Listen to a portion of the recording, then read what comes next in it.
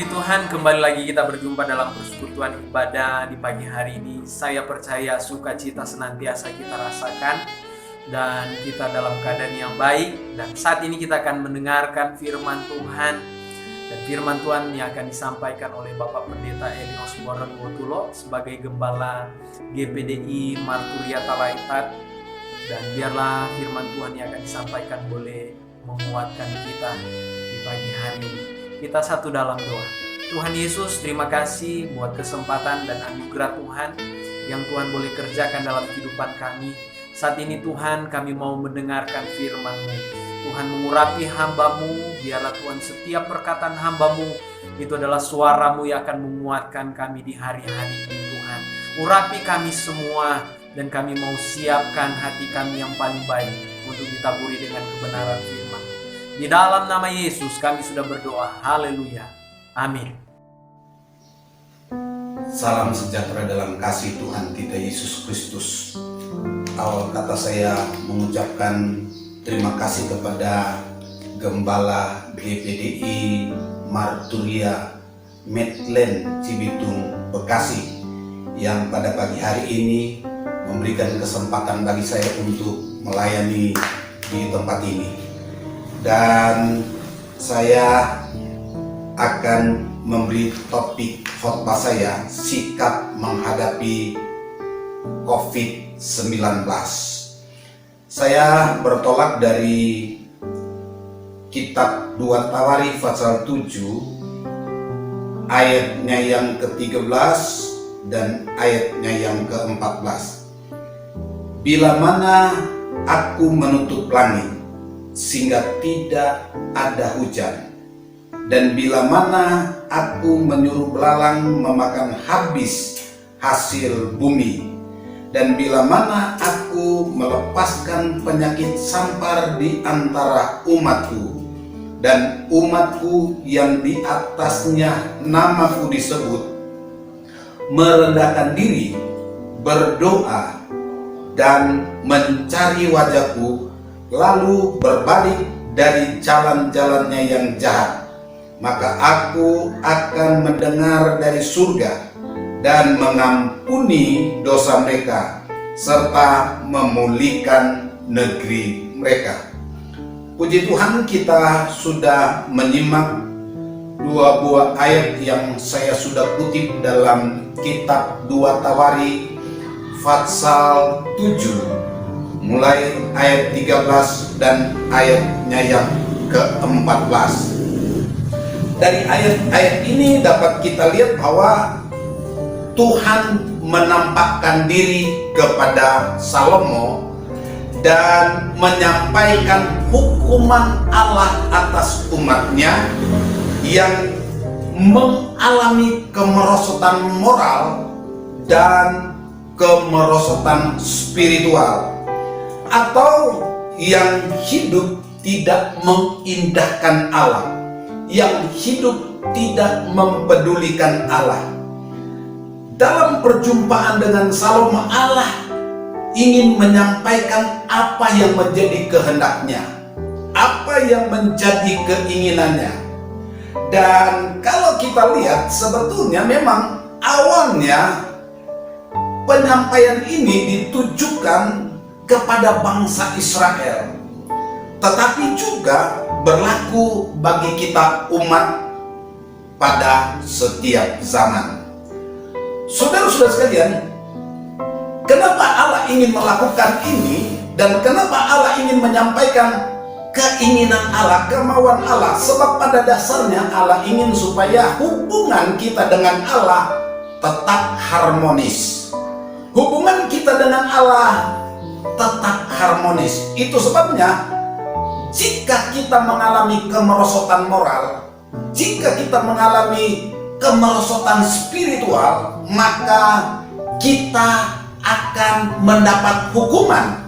Itu yang Allah katakan kepada bangsa Israel, dan itu juga bisa berlaku kepada kita sebagai umat Allah di zaman sekarang ini. Nah, di ayat tadi ada 3 jenis hukuman yang Allah akan lakukan jika akan mengalami kemerosotan moral, dan kemerosotan spiritual. Pertama, di sini Allah mengatakan, bila mana aku akan menutup langit sehingga tidak ada hujan. Saudara-saudara sekalian, kita tahu bahwa dampak daripada tidak turun hujan akan terjadi kemarau yang akan berkepanjangan. Selama Allah tidak turun hujan, selama Allah tidak turunkan hujan, selama itu ada kemarau. Dan biasanya kalau terjadi kemarau, pohon-pohon yang ditanam bisa kering dan tanah tidak bisa menghasilkan buah. Dan ini sangat mengancam kehidupan umat manusia. Pada beberapa tahun yang lalu pernah terjadi kemarau yang cukup panjang, dan saya lihat begitu banyak pohon yang mulai mati. Dan ini akan terjadi jika Allah hukum dengan cara demikian. Dan kedua, kita lihat hukuman kedua, Allah akan menyuruh belalang memakan hasil bumi. Kita tahu bahwa sumber kehidupan sebagian besar masyarakat yang ada di timur dekat kuno, tidak terkecuali Israel, adalah pertanian dan peternakan. Nah, kalau sampai belalang memakan habis hasil bumi, maka apa yang akan terjadi? Yang akan terjadi adalah kelaparan. Jadi manusia akan kelaparan, hewan-hewan juga akan kelaparan, dan itu akan bisa mengarah kepada kematian. Nah, justru itu, kalau sampai Allah melepaskan hukuman yang kedua ini, menyuruh belalang memakan hasil bumi, maka sangatlah mengancam kehidupan manusia dan juga kehidupan daripada hewan. Saudara-saudara sekalian, dan hukuman yang ketiga di ayat ini mengatakan, aku akan melepaskan penyakit sampar di antara umatku. Nah, hukuman yang ketiga adalah Allah akan melepaskan penyakit sampar. Allah akan melepaskan penyakit yang mewabah. Allah bisa melepaskan corona. Allah bisa melepaskan COVID-19. Dan kalau kita lihat sekarang ini, negara kita, bahkan hampir semua negara kini dilanda dengan COVID-19. Dan ada begitu banyak orang yang mulai kewalahan dalam menghadapi COVID-19. Pemerintah juga sudah berbagai cara dan upaya mengatasi COVID-19. Bahkan ada beberapa anjuran supaya kita itu terhindar dari ancaman COVID-19. Termasuk petunjuk yang diberikan oleh pemerintah menggunakan masker, cuci tangan, dan selalu menjaga kebersihan, menjaga kesehatan. Dan itu tidak salah, kita harus berupaya, tetapi ternyata itu belum cukup untuk kita gunakan. Soalnya kalau kita lihat dari ayat-ayat ini penyakit yang sangat berbahaya, ya. COVID-19 ini cukup berbahaya. Tetapi kalau kita lihat juga di dalam Alkitab, pernah Allah menurunkan penyakit sampar kepada bangsa Israel yang saya bisa katakan COVID-70.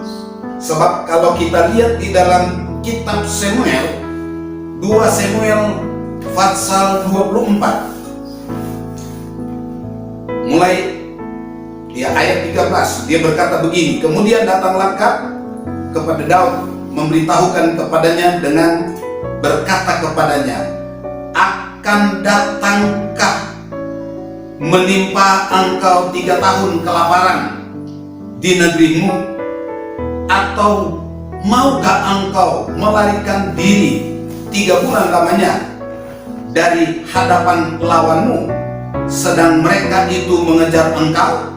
Atau akan adakah 3 hari penyakit sampar di negerimu? Nah, saudara-saudara sekalian, kita lihat di ayat ini memang ada 3 pilihan ketika Allah akan mendatangkan hukuman kepada bangsa Israel. Tetapi kalau kita lihat di dalam ayat 15, ternyata yang mereka terima adalah, dalam ayat 15 dikatakan, jadi Tuhan mendatangkan penyakit sampar kepada orang Israel dari pagi hari sampai waktu yang ditetapkan.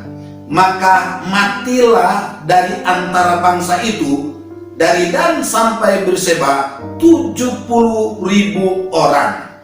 Jadi kita lihat penyakit sampar yang menimpa bangsa Israel hanya dalam kurun waktu 3 hari, maka yang mati adalah 70.000 orang. Jadi kalau kita bandingkan dengan COVID-19, masih lebih dahsyat penyakit sampar, wabah yang menimpa bangsa Israel. Sebab cuma kurun waktu 3 hari sudah menelan 70.000 orang. Tetapi kalau kita lihat saudara, ada yang lebih dahsyat lagi. Walaupun ada para teolog mengatakan mungkin wabah ini sama dengan wabah yang menimpa akan tentara Sanhedrin yang berada di perkemahan Asyur. Nah, waktu itu cuma dalam kurun waktu 1 malam 185.000 orang meninggal. Cuma dalam kurun waktu 1 malam sudah menelan korban 185.000 orang. Itu sebabnya saya mungkin bisa tambahkan COVID-185 yang lebih dahsyat, ya. Nah, saudara-saudara sekalian, tetapi satu hal yang harus kita syukuri kalau kita lihat dari ayat-ayat tadi, ketika Allah akan memberikan hukuman bagi umatnya yang mengalami kemerosotan moral dan kemerosotan spiritual, ternyata Allah begitu mengasihi bangsanya, umatnya. Itu sebabnya Allah memberikan jalan keluar bagi mereka, agar supaya mereka bisa luput dari COVID-19, dari COVID-70, dari COVID-185 atau COVID berapa sekalipun. Ada petunjuk yang Allah berikan, ada jalan keluar yang Allah berikan, dan Allah mau supaya setiap umat Tuhan dapat memenuhi kriteria ini, dapat memenuhi syarat ini, supaya luput dari ancaman virus yang mematikan. Nah, kita lihat petunjuk yang Allah berikan. Pertama, dalam ayatnya yang ke-14, dan umatku yang atas namaku disebut merendahkan diri. Jadi kita sebagai umat yang percaya kepada Allah, kita perlu merendahkan diri di hadapan Allah, datang kepada Allah dan merendahkan diri. Umat Allah harus menyadari kegagalan dalam menjalani hubungan yang harmonis dengan Allah, sehingga perlu ada perbaikan, perlu ada pembaharuan kembali komitmen dengan Allah untuk menjaga suatu hubungan yang baik dengan Allah, yaitu pertama, merendahkan diri di hadapannya. Dan kedua, poin yang kedua yang merupakan syarat untuk supaya kita dipulihkan, yaitu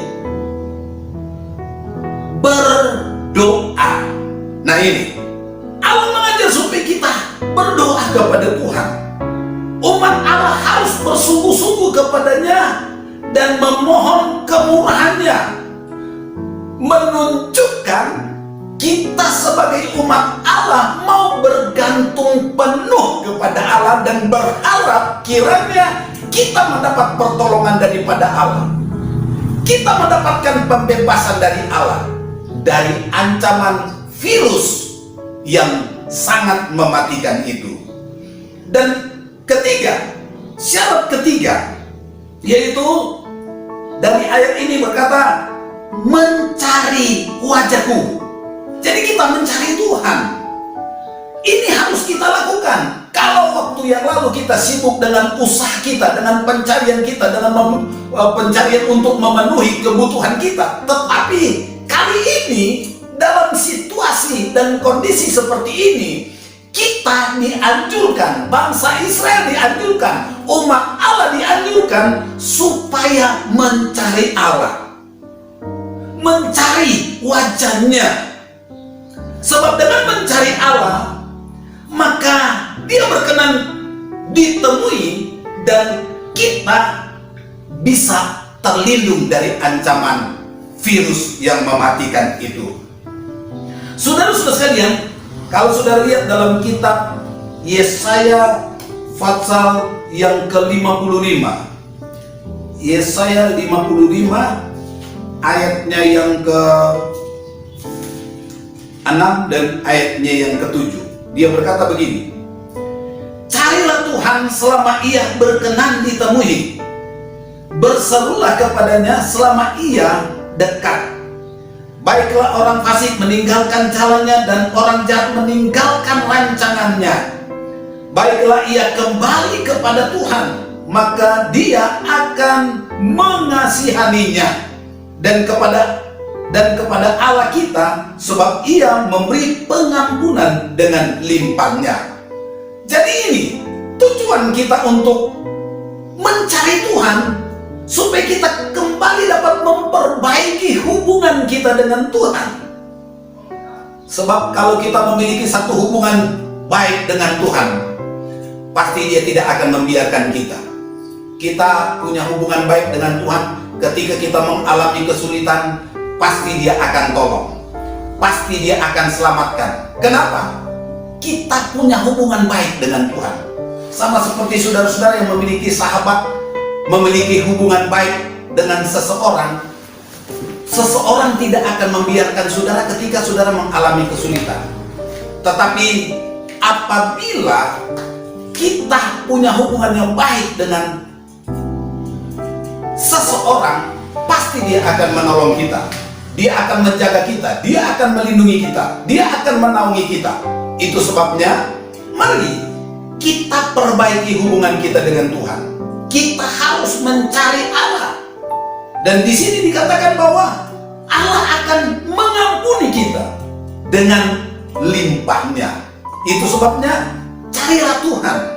Dan keempat, poin yang keempat, di ayat tadi mengatakan,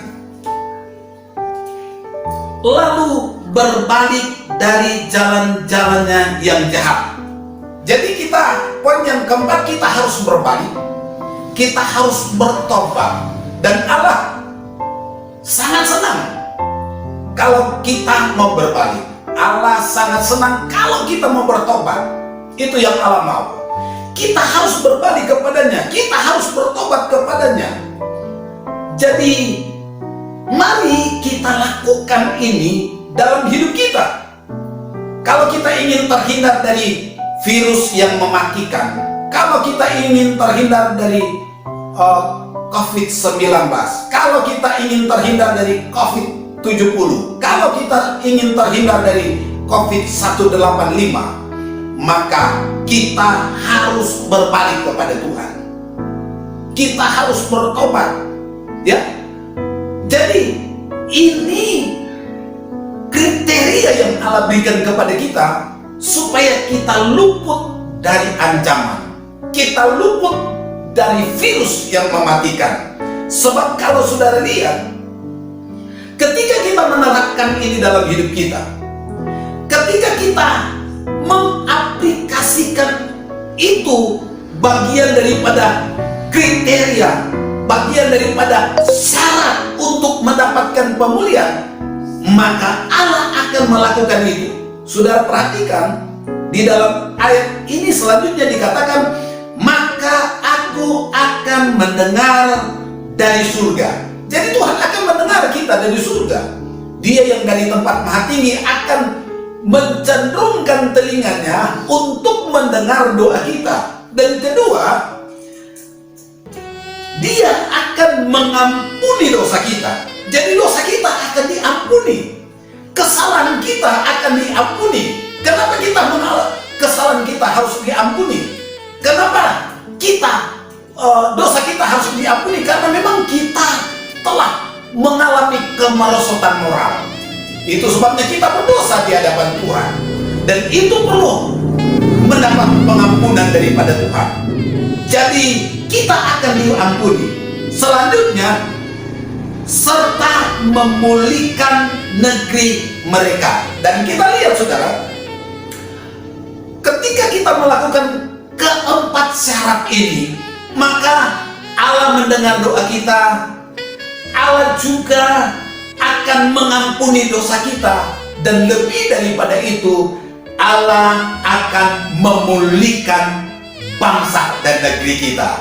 Itu sebabnya kalau kita sadar bahwa kita telah melakukan banyak pelanggaran kepada Allah, kita telah tidak mengindahkan Tuhan, tidak mempedulikan Tuhan. Sekarang kita harus berbalik. Kita harus mengindahkan Tuhan. Kita harus jalin kembali hubungan yang harmonis dengan Tuhan. Maka Tuhan katakan, Tuhan akan mendengar. Tuhan akan berbelas kasihan. Selanjutnya, Dia akan mengampuni kita. Dia akan menyucikan kita dari dosa. Dan lebih daripada itu, Dia akan pulihkan kita. Itu sebabnya sikap yang harus kita ambil ketika menghadapi COVID-19 ini. Mari kita harus merendahkan diri kepada Tuhan. Kita harus berdoa. Kita harus mencari wajahnya.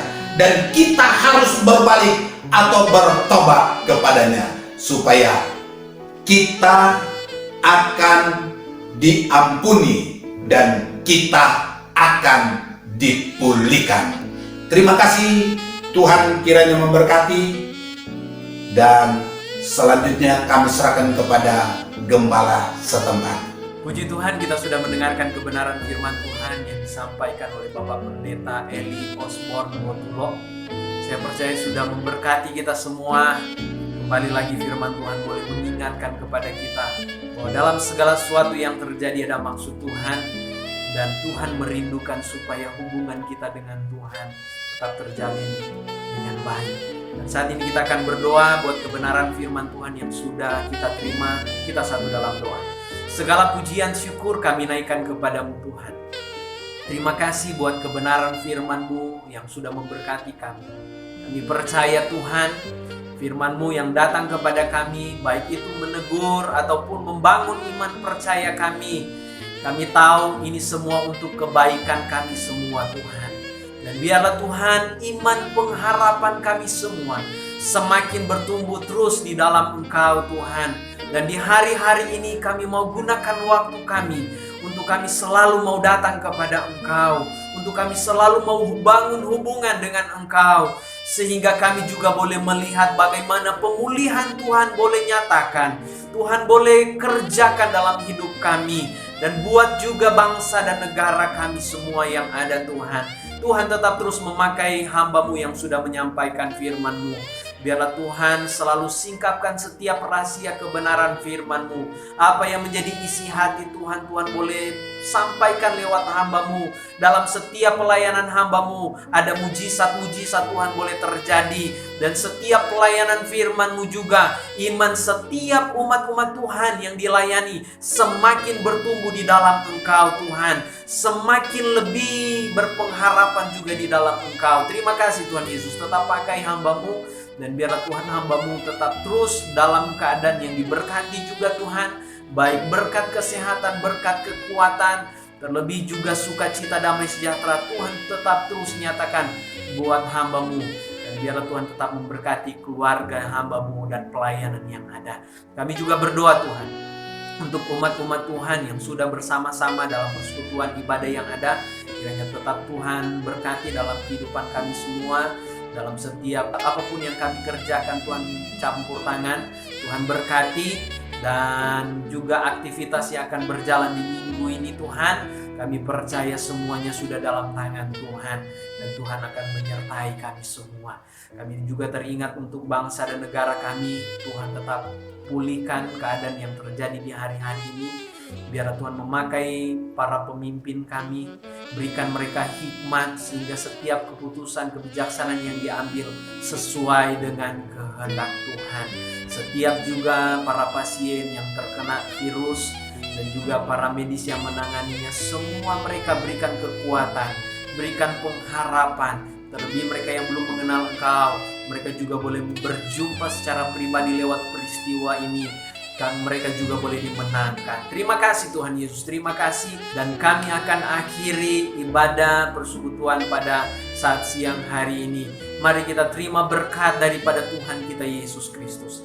Persekutuan Allah Roh Kudus senantiasa menyertai kita mulai saat ini sampai Maranatha Tuhan datang kali yang kedua. Di dalam nama Yesus kami sudah berdoa. Yang percaya katakan amin. Puji Tuhan, terima kasih buat jemaat yang sudah mengikuti persekutuan ibadah, dan lebih khusus juga hamba Tuhan yang sudah menyampaikan firman Tuhan. Saya percaya Tuhan akan semakin memakai lebih lagi, dan Tuhan juga memberkati pelayanan yang ada.